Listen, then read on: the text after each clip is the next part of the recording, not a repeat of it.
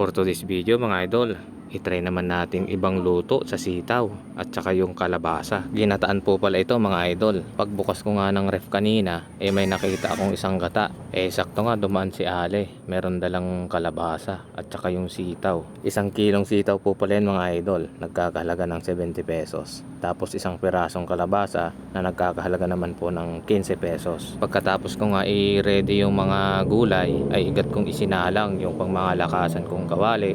Nilagay ko na yung kakanggata. Bali nag-additional po pala ako dyan ng isang pirasong kokomama na gata mga idol dahil kulang yung isang gata natin. Isinabay ko na rin po pala ilagay yung bawang, sibuyas at saka kaunting luya.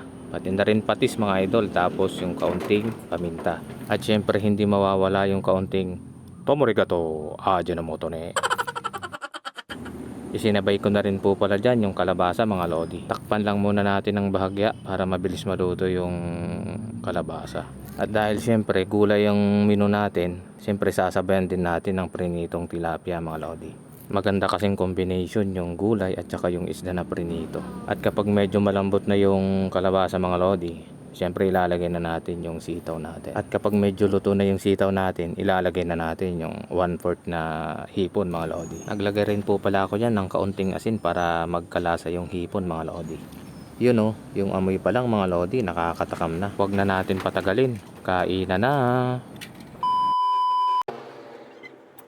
Kain na po tayo mga idol.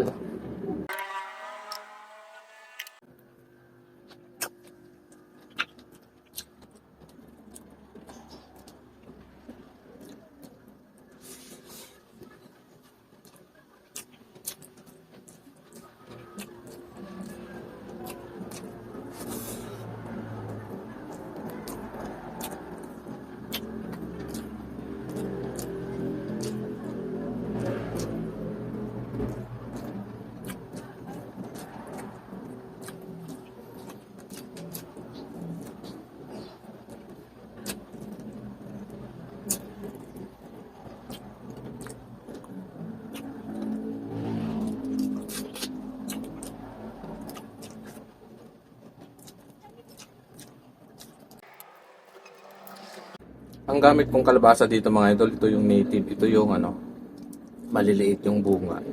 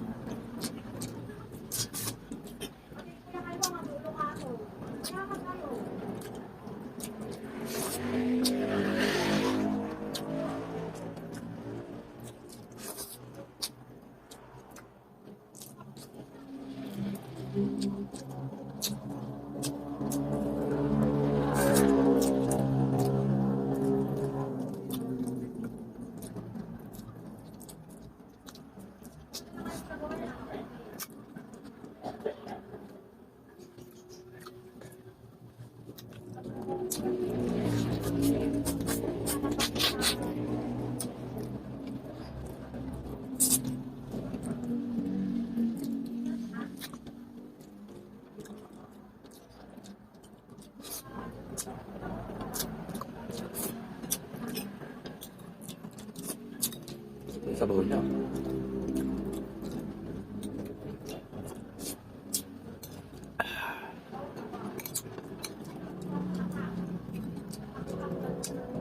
Malasa talaga yung sabaw. Press na sitaw ito mga idol, kakapitas lang. Tapos itong tilapia naman, gumagalaw pa nung binili ko. Bapra, sitaw.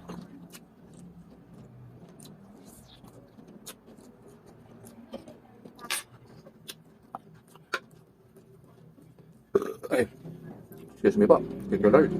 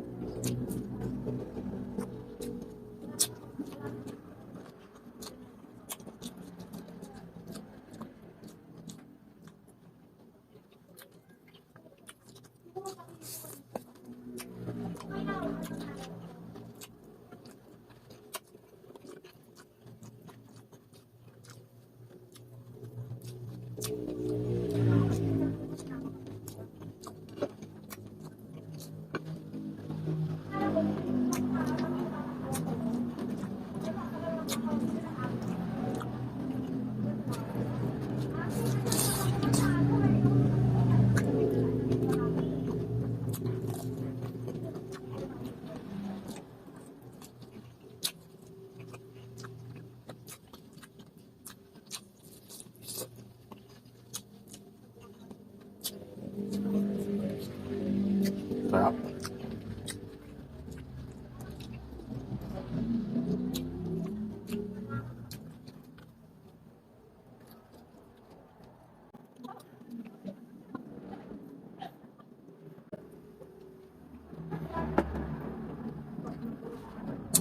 See you po ulit sa next vlog ko mga idol.